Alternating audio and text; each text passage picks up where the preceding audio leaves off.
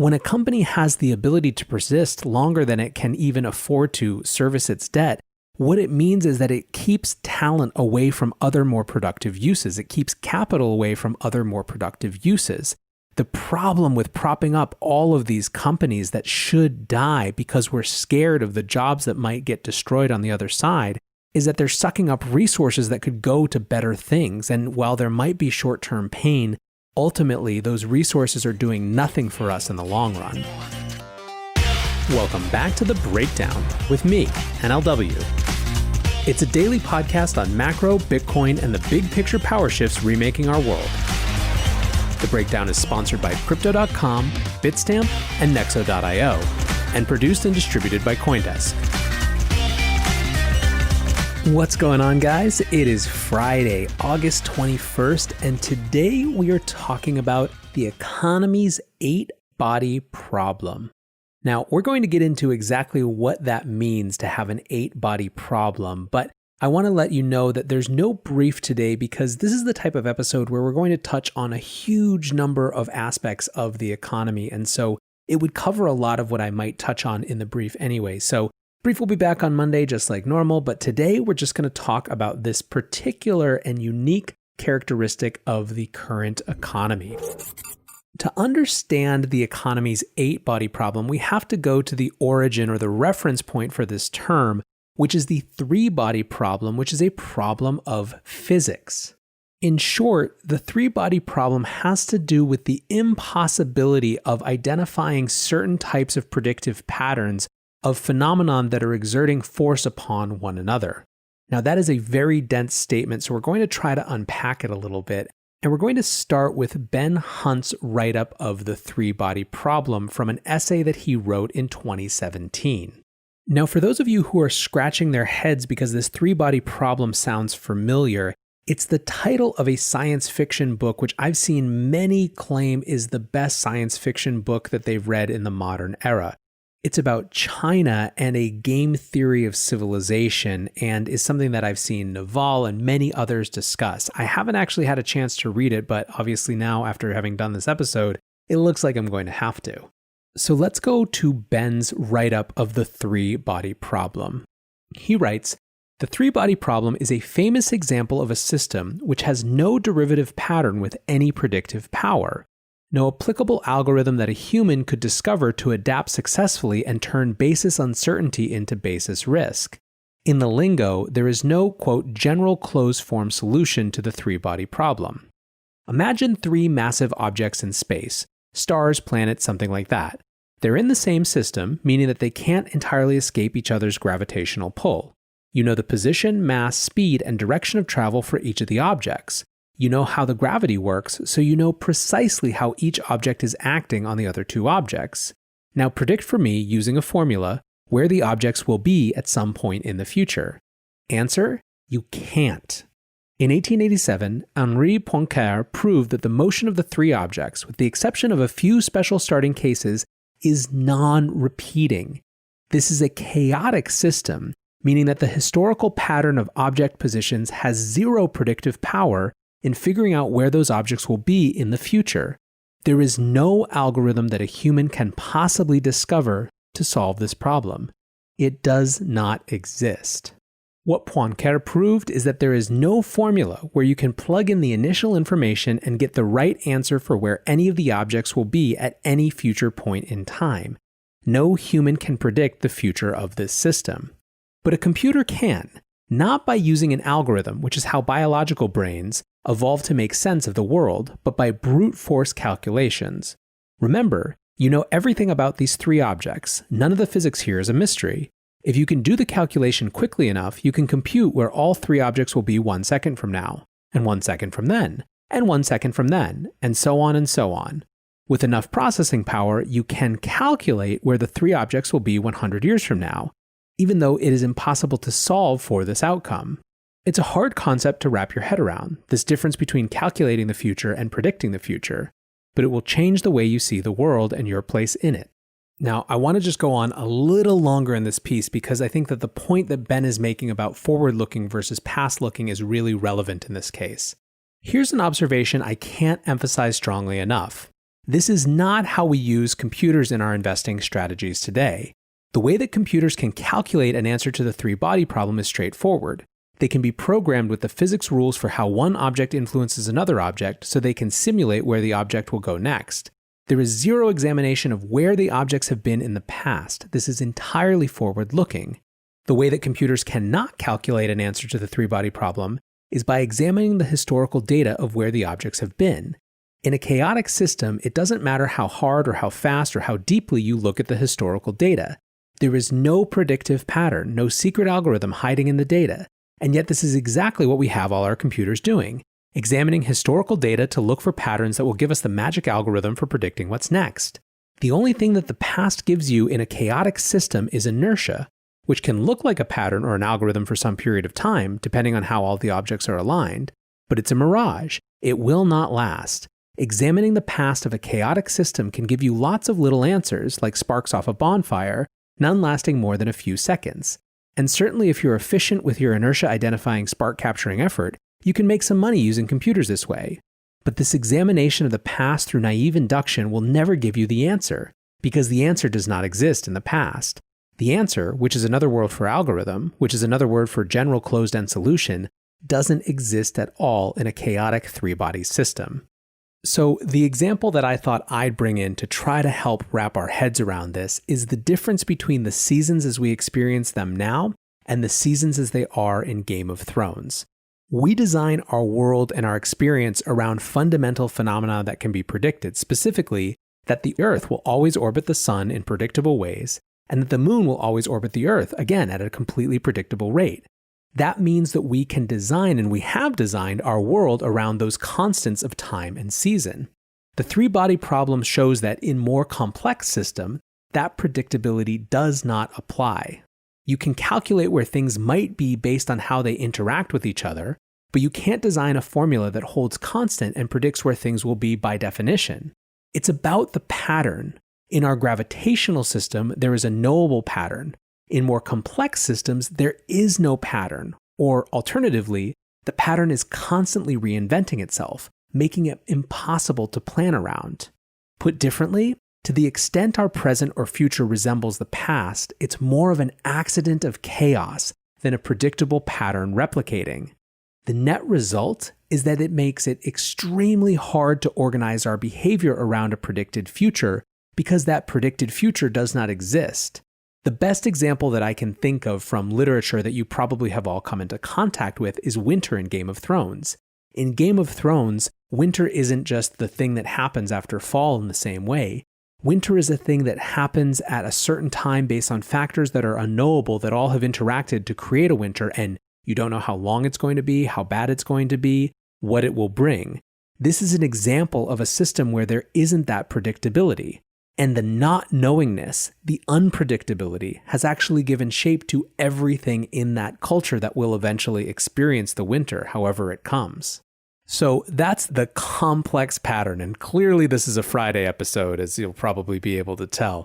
But let's now go to the 8-body problem, and this is from an essay from John Mauldin, who I think might be on the show in a few weeks. And basically he wrote yesterday, we have an economic 8-body problem. And really, in some ways, the 8-body problem idea for him is just a heuristic to show how many different complex phenomena are interacting. And so what I want to do now is actually go into, point by point, all the bodies in the system that he's discussing so that we can really wrap our heads around just how many factors are converging. And of course, this is why I literally can't imagine doing only a weekly show, and why even a daily show sometimes feels insufficient to really explore everything that has context and is shaping what's going on around us. Body number 1, the service economy has imploded. Obviously, this is one of the most apparent parts of our experience today. You have industries that have been decimated, the way that people interact with restaurants has fundamentally shifted, demand around flights, around hotels, around experiences that happen out in the world are all shifted, and those are a huge part of the economy. The service economy is a key part of keeping things afloat. Even just travel specifically is more than 10% of global GDP. We are experiencing not a short-term shock, but a fundamental demand shift, a demand destruction in many cases, and even where there's not destruction, certainly a wholesale change in many parts of the service economy. We don't know what that's going to mean. We just know that it has a huge and large impact on a wide array of people. Body number 2. We have seen the largest central bank intervention, not just in the US, but in many parts of the world ever in history. This one is obviously at the epicenter of so much of what we talk about here on the breakdown, but I think that the key idea here in the analogy to the three-body problem is the idea of central banks as one of, if not the most powerful gravitational force in the economy.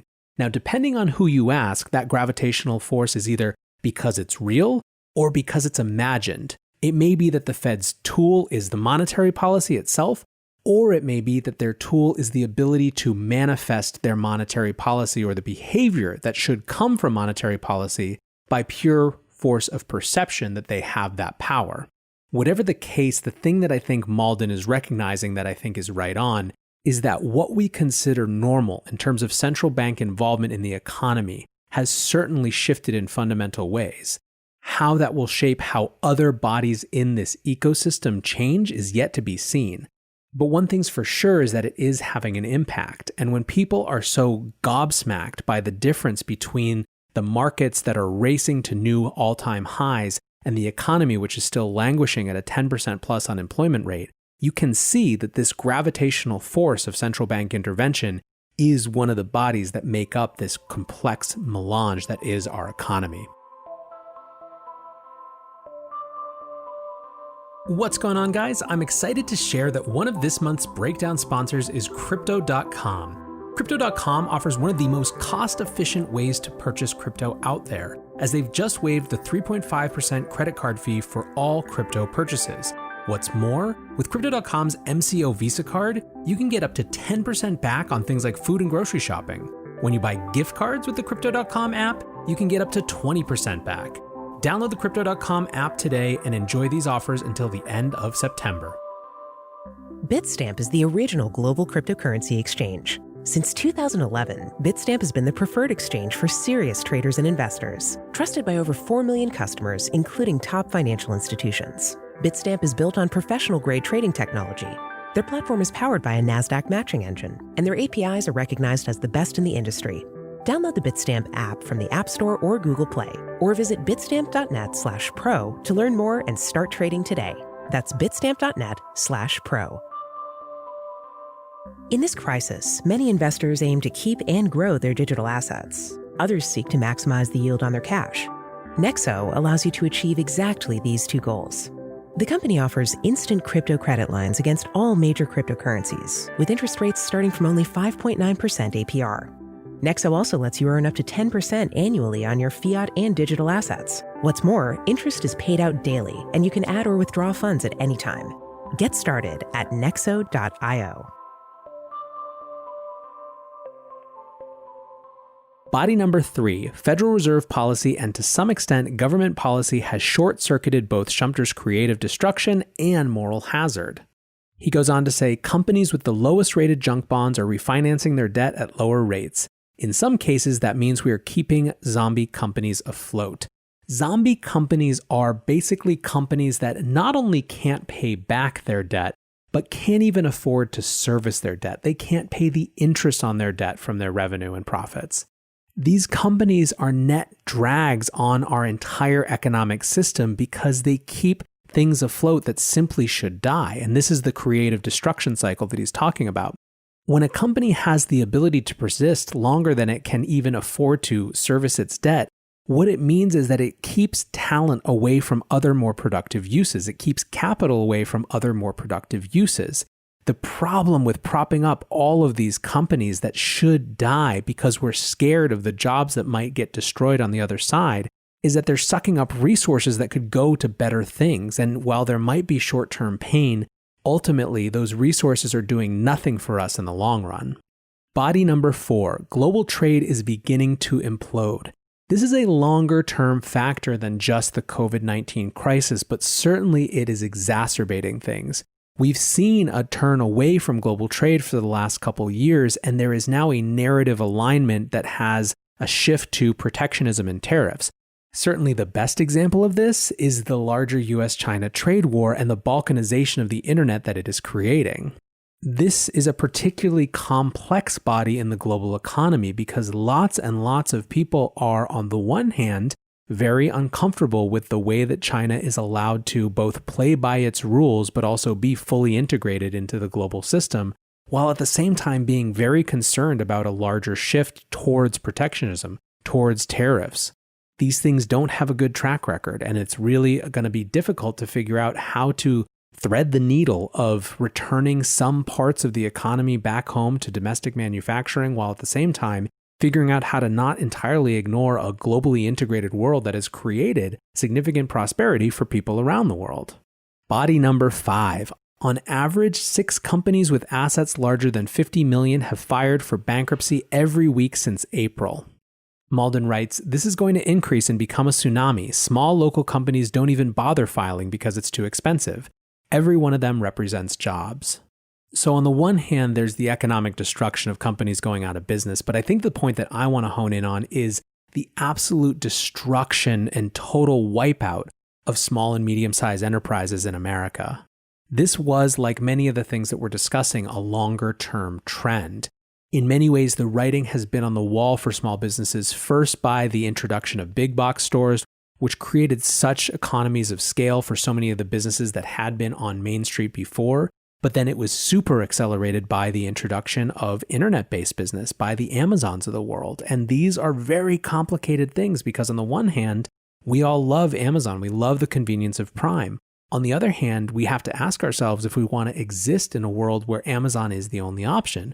Or rather, and this is the thing that's happening now, where Amazon branded subsidiaries or Amazon non-branded but fully owned subsidiaries are the companies building everything that we interact with because the economies of scale around the data that they have are so differentiated in terms of their ability to give us exactly what we want, to produce exactly what we want in exactly the iterations and the exact numbers and the exact right sizes. How can anyone compete? The answer, of course, is that they can't. And part of what we're seeing now, part of why the stock market is the S&P 5, not the S&P 500, is that this is just the natural evolution of network scale businesses. This body all on its own would challenge even the most sophisticated and the most competent economies and set of policymakers, and God, we don't have that. Body number 6, Mauldin calls the hard one. It's the working class will be last to see the recovery. This one is also highly visible. You have right now the bifurcation of the economy even more acutely than it was before into those who are well off and can work from home and those who have blue-collar jobs who can't. This is where schools, no matter what you think about the right decision to open them or not, become incredibly complicated. You have a huge number of people who feel like they can't go back to work because they have to stay home with their kids for school. They simply don't have options. Their kids can't just become latchkey kids because they're too young. The other aspect of this is that the 50% of people who don't have the capacity to participate in the stock market don't have any capacity to see the upside of this, right? The V-shaped recovery, the great American recovery, as Vice President Pence called it earlier this week, might be complete in the minds of people who have assets and who now see that their S&P stocks are up over where they were in February. But that is cold comfort to someone who's never been able to buy in. And in fact, the more expensive that stocks get, the less the meager money that they could potentially put in the market actually does for them. It is this body that is going to be the most source of not just economic turmoil, but social and political upheaval in the next 10 years. Now, the last 2 bodies in the economy's 8-body problem, according to Mauldin, are positive. Body number 7, entrepreneurs will reemerge and new ones will seize this moment to shine. Basically, his point here is that when we allow the normal business cycle to proceed, what happens is the entrepreneurs who have the wherewithal, the vision, and the figure out the access to capital take the spots and take the talent and take the energy and take the capital that is unlocked when other businesses fail and turn that into new things. This is an incredibly important part of this crisis, and frankly, like everything else, it's being hyper-accelerated right now. I'm glad the way that this is put in the context of all these other problems because it's really important as we sift through all of this complex and noisy data that we don't just focus on things that tell us a story of total desperation, but that we also don't over-lionize things that are going to be enormously difficult. I, like John Mauldin here, feel like there is a huge opportunity on the other side of this for entrepreneurs. We're already seeing people swing into entrepreneurial action around new types of behavior shifts that are in the process of happening, be it homeschooling, be it a move to the suburbs, be it a numerous other things. Entrepreneurial energy is the way that societies reorganize their economies around new phenomenon and new behaviors. And the more that we can do to, one, get out of their way, and two, make it easier for them in some way, whether it's capital or something else, the better it will be. Body 8 is in some ways an extension of Body 7, but Mauldin puts it, we are in the midst of the greatest transformation in history. Elon Musk just launched and landed a massive rocket as a test. That is just a very visible example of tens of thousands of new technological revolutions happening all around us. I agree. I think we sometimes forget just how much is happening. In fact, in some ways, part of what's so challenging right now is that the pace of change is far more than we can really handle in some ways, certainly as not just as individuals, but as societies. That pace of change is stretching us to our very limits. However, if we reorient our framework and we accept that we are in a moment of transition, and in fact, that transition and acceleration of change is simply the new normal, it can allow us to build different types of habits and different types of expectations that can allow us to thrive, to be more resilient, to be ready to maximize the potential for moments of great shift, these liminal moments, these in-between moments. In this way, we might become an anchor force in the system around which other parts of the system organize. And this, I think, brings me back to the point that I wanted to conclude on. In many ways, the outcome of the three-body problem is that we have to shift our thinking from finding a predictable pattern that algorithms can view and understand and make predictions on the basis of. We need to shift to start calculating specific outcomes, right? Specific inputs of data that come up with specific outputs based on those factors and those factors alone. That's one theory. That's one possibility. However, another is to instead simply reject trying to predict and instead to try to shape. In a world where there is no organizing pattern to uncover and design around, it becomes much more rational to try to become gravity, to exert the gravity on the system and drag it to where you want it. This is the battle for self-fulfilling prophecy that I always talk about around narrative.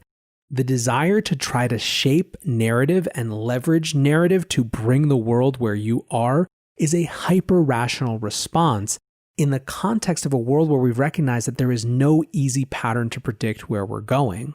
Every time you see someone try to drag people into their worldview, regardless of what the historical input says, recognize it as a recognition of the chaos that rules the system. In a world of chaos, be the constant. That, in some ways, is the game. Anyways, guys, I hope you appreciated this slightly different type of episode. I hope that you're headed off to a great weekend wherever you are. Enjoy the last embers of the summer, although I'm sure it'll be hot all the way through September, much to my chagrin. But I appreciate you listening, and until tomorrow, be safe and take care of each other. Peace.